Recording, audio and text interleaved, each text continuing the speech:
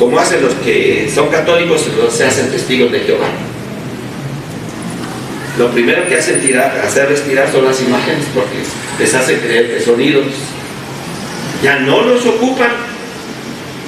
Y fíjense cómo una gran realidad es esa, que estamos expulsando de los hogares y de los santuarios, del santuario que es el hogar, estamos expulsando y tirando lo que es esencial, la presencia de Dios.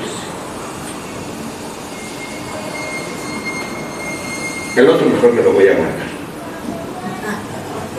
Pues porque ya hablé mucho sobre ese punto y ahora quiero hablar sobre el punto positivo y proactivo. Entonces, esa es la realidad. ¿Están de acuerdo? Sí. Bueno, pues gracias si quieren por estar de acuerdo en ese punto. Pero frente a esa realidad, importante es considerar la propuesta. Mi hogar es sacramento del santuario eterno del cielo. Mi hogar es santuario, sacramento del templo de la casa de Dios. Mi hogar es santuario de la vida. Y entonces,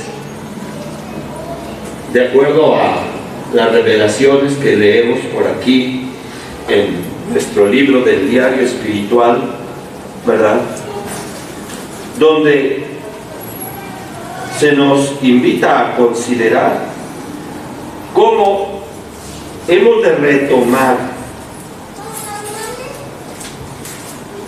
la consideración de hacer de nuestras casas templos de la presencia de Dios, de nuestras familias sacramentos de la Trinidad. Para mí esto es todavía más importante, pero en la contemplación de esta meditación es considerar algo más real y accesible, que es el comprender cómo nuestros hogares pueden y deben ser también hogares santuarios al estilo del hogar y del santuario de Nazaret. Comencemos por contemplar a los dos seres humanos de este santuario. José. ¿Cómo lo define la Escritura? Hay cualquier cosilla que nos dice de San José. Todo nos dice que era un hombre justo. No dice más de San José.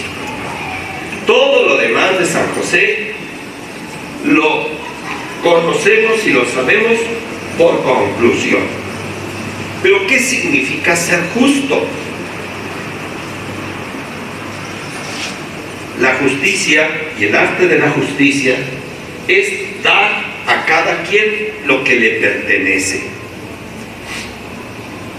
Y por lo tanto, el que José haya sido justo dice muchísimo y nos permite descubrir la personalidad de un hombre que se sabía de su dignidad, de su entereza, de su capacidad, de sus talentos, de sus cualidades, de su vida espiritual y de su responsabilidad ante Yahvé Dios y ante la realidad que estaba por asumir, porque estaba desposado con una mujer llamada María, de la cual se enteraba en ese momento que estaba embarazada. Y no queriendo ponerle en evidencia que era justo, dijo: la dejo en secreto y ya que le hagan a ella lo que le toque, pero yo no la voy ni a difamar ni la voy a exhibir. Al final de cuentas es una expresión de justicia. Cuando el ángel le dice: mira, pasa esto, José, por ser justo, asume en su vida el proyecto de Dios, hace suyo el proyecto de Dios y toma a María y se la lleva a su casa. La hace su mujer, no en el sentido de hacerla de la relación sexual, sino en el sentido de darle un lugar en su corazón, en su mente, en su casa, y con ella hacer un hogar.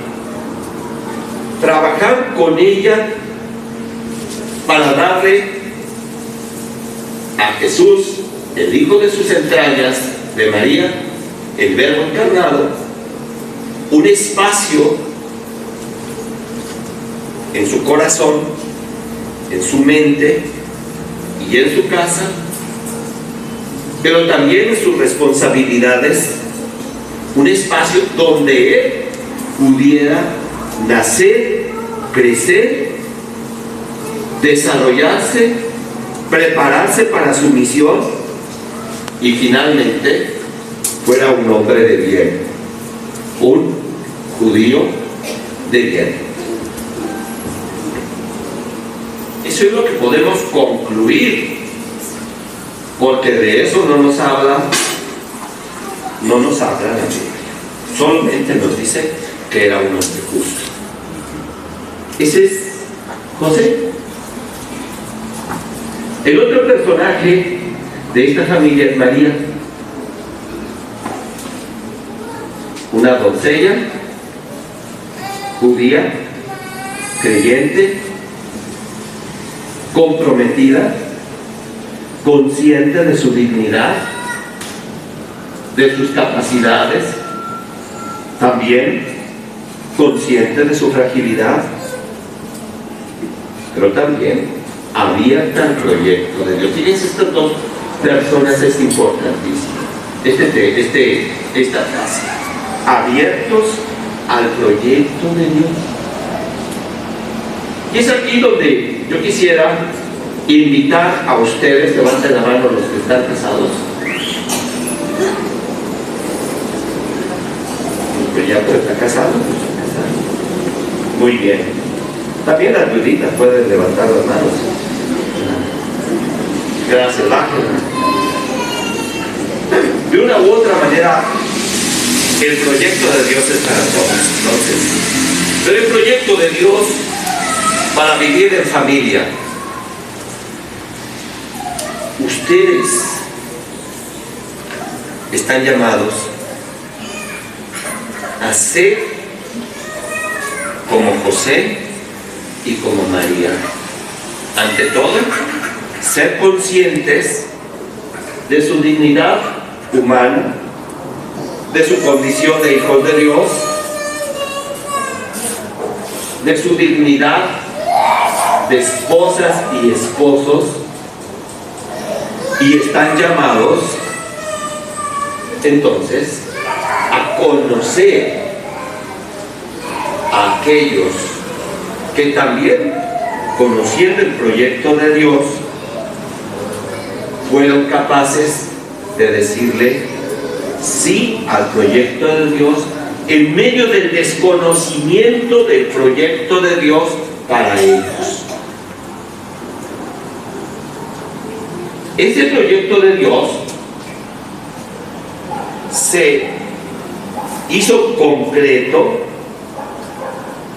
el día que ustedes no se casaron a la iglesia, el día que ustedes se consagraron a Dios para vivir en familia.